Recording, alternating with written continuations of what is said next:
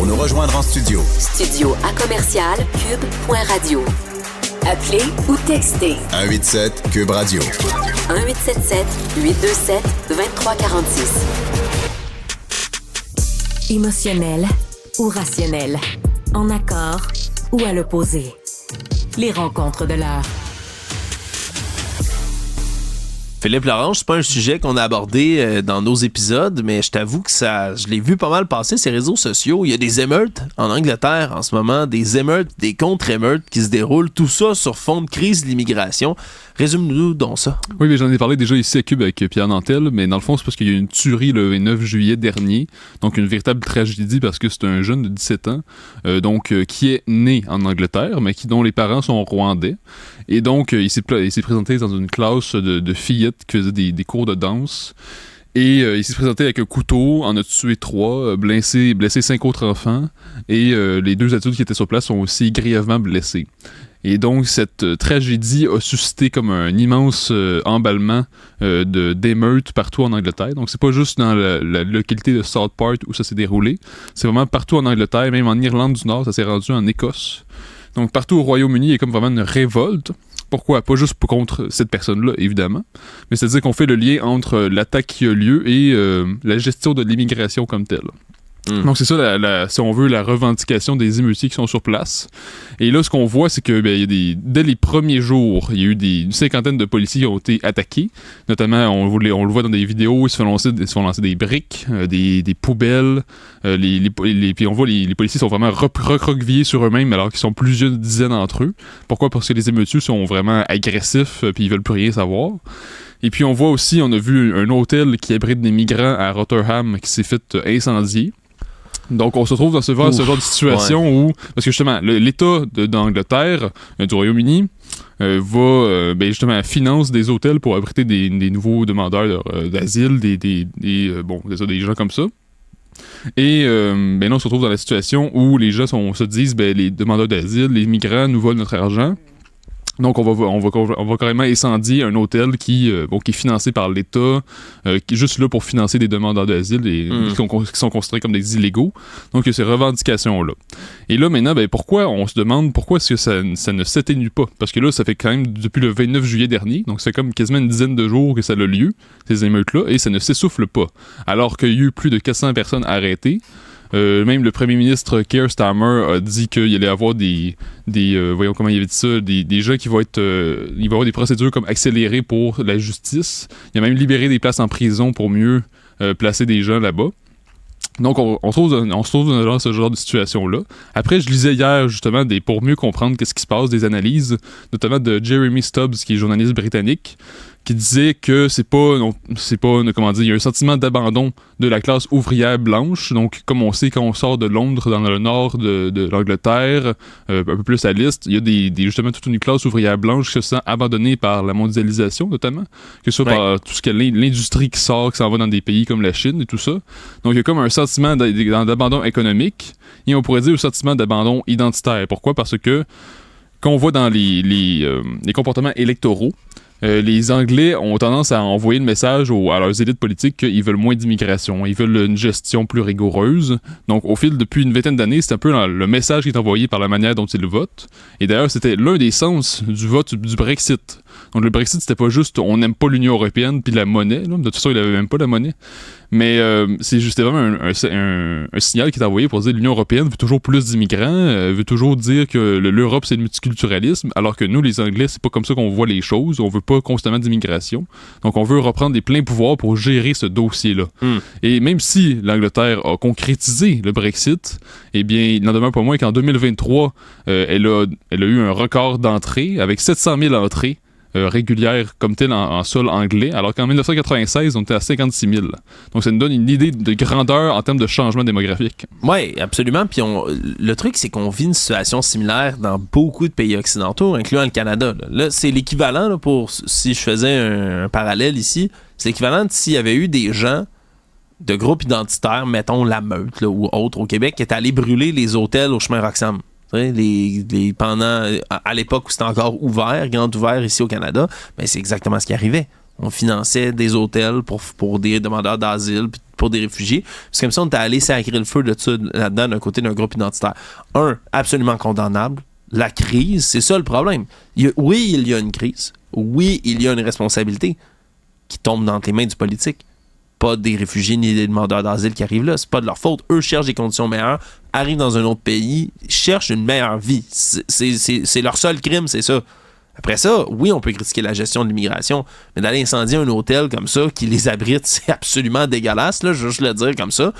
Mais on a fait l'erreur, tu viens de le dire, d'ignorer, comme dans beaucoup d'endroits, les revendications du reste des habitants d'un originel, je vais le dire comme ça, là, où jaillit le terme de souche, là, mais tu sais, des natifs de pays comme ça, en ignorant des revendications, en ignorant des inquiétudes, plus que des revendications même, depuis des années.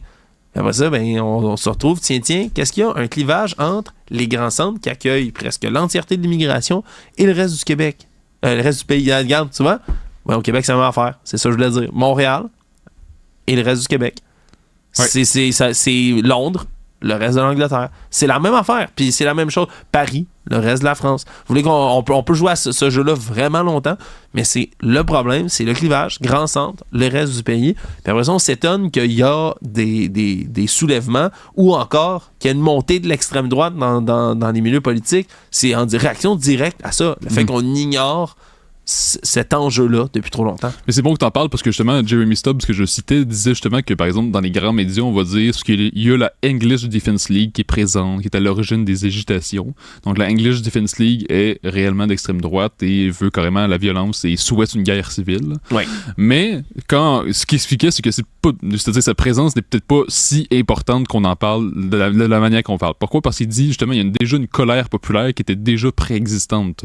D'où le vote pour le Brexit. Alors que, comme tu dis justement, les grands centres, les élites étaient totalement opposées au Brexit. Là, quand on regarde sur une carte la manière dont les gens ont voté, le leave, c'est-à-dire quitter l'Union européenne, c'était pas mal plus dans la périphérie, dans la région, alors que les grands centres, les gens universitaires avec un revenu élevé, disaient non, on va rester dans l'Union européenne. Donc on voit qui pâtit de ces genres de politiques où il y a le sentiment que l'immigration est mal gérée. Donc on peut comprendre la colère populaire, même si évidemment elle ne devrait pas mener à ce genre de violence et d'émeutes qui sont carrément dangereuses. Parce que je disais notamment qu'il y avait des hôtels qui sont visés, mais il y a également des mosquées qui sont ciblées, qui sont protégées par la police et autres. Mais il n'en demeure pas moins que c'est comme si là, on vise vraiment l'immigrant, le musulman en particulier, comme étant la cause principale des dangers, des problèmes qui se passent en Angleterre. Et comme de fait, c'est ça, quand on reçoit une immigration massive, c'est clair qu'il y a des pommes pourries qui arrivent. Là. C'est ça que ça me pas comprendre. Les politiciens qui disent toujours, il faut toujours plus d'immigration, on en a besoin. Certes, je pense que les Anglais, au fil du temps, on en a accepté beaucoup, donc on montrait une ouverture.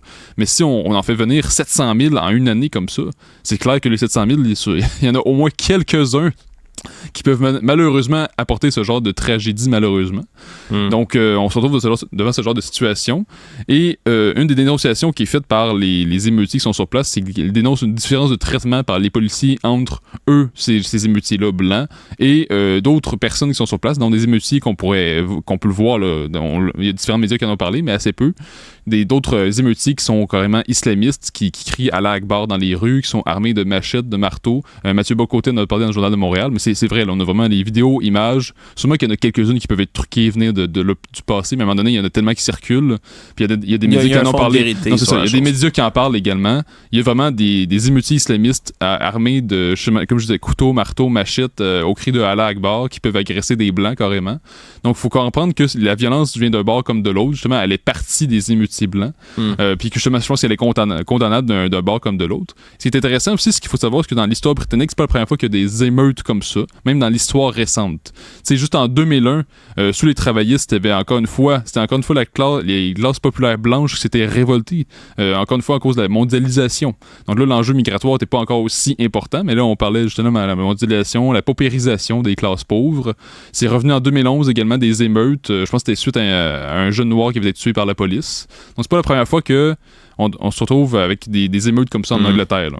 Ouais, vraiment, c'est une situation qui est appelée à se reproduire si on prend pas les enjeux au sérieux, si on n'écoute pas la population, si on fait rien pour rassurer ou du moins tempérer aussi ces ardeurs-là. Là. Si ça continue, de la même manière, on va retrouver un scénario similaire là, dans plein d'autres pays occidentaux. Moi, c'est ce que je crains là, réellement quand je regarde une situation comme celle-là, en espérant que ça se calme au Royaume-Uni, en espérant qu'on apprenne aussi de tout ça. Là, tu vois, tu parlais de 700 000 entrées au Royaume-Uni.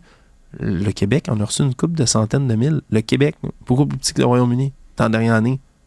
On n'est pas loin de ça. C'est fou, là. Je veux juste le dire. Puis on est pas mal plus petit comme nation, là. Pas en superficie, bien évidemment, mais en termes de population. Non, il y a quelque chose d'important qui est un enjeu. C'est pas raciste, c'est pas xénophobe. D'en parler, il faut le faire. Puis plus on dit, c'est raciste, on peut pas parler de retenir l'immigration comme ça, vous êtes raciste, vous êtes dégueulasse, mais plus tu risques de chauffer des esprits de gens qui finissent par réagir de manière dégueulasse comme ça. Prenons tout au sérieux, s'il vous plaît. C'est important. Si on n'écoute pas les gens, c'est sûr qu'ils vont se fâcher. Je veux vraiment t'entendre avant qu'on finisse de se parler, Philippe, parce qu'on est un peu encore... on est dans les mêmes enjeux. On revient ici au Canada.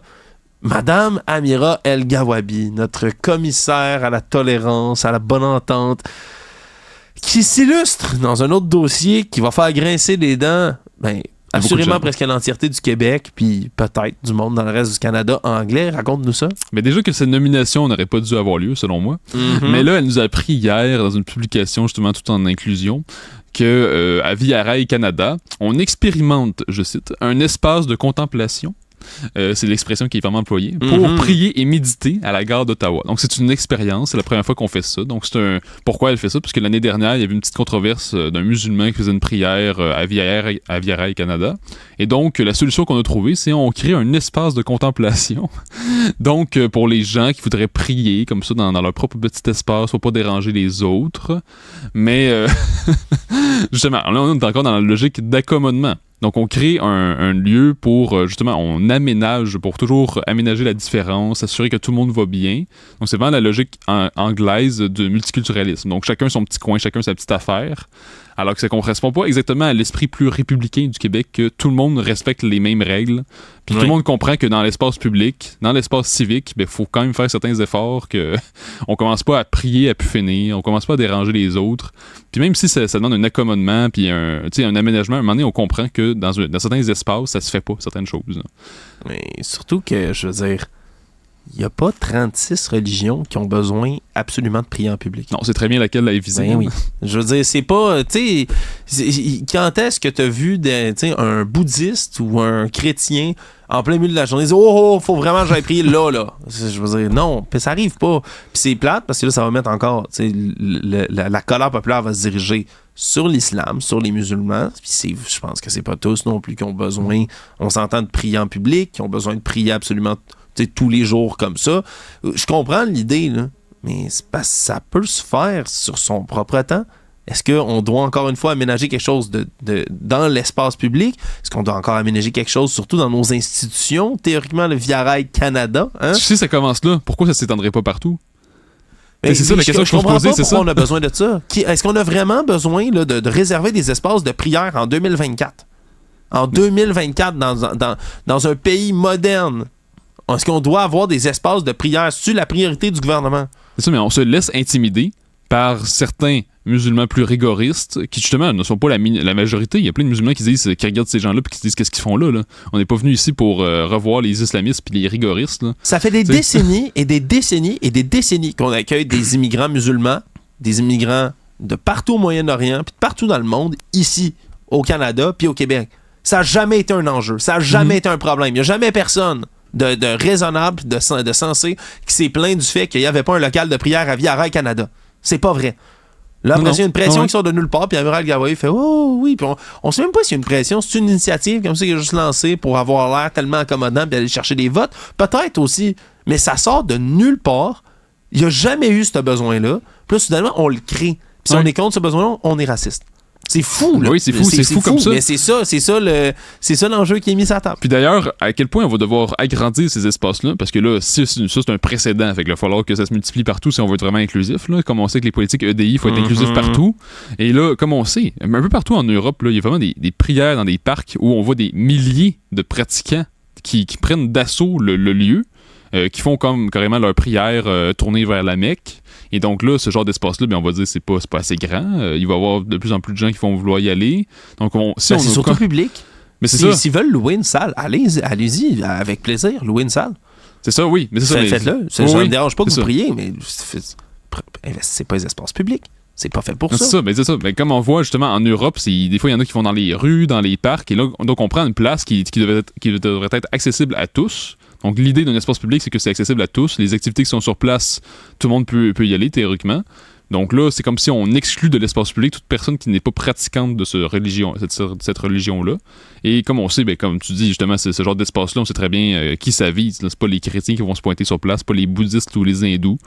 Donc, je trouve qu'on se laisse intimider par des mouvements islamistes, malheureusement. Et comme tu dis, ça donne une mauvaise image aux musulmans qui sont plus modérés, qui posent pas de problème. Moi, c'est le truc que je trouve le plus déplorable, c'est qu'après ça, il y a bien des gens qui vont se fâcher, qui vont peindre une cible dans le dos, justement, de l'islam en général, quand c'est vraiment pas l'entièreté des gens qui la pratiquent, qui sont en train de faire des mesures comme ça, ou même qui les réclament. On s'entend. Philippe, c'est bien intéressant tout ça. Merci. Merci.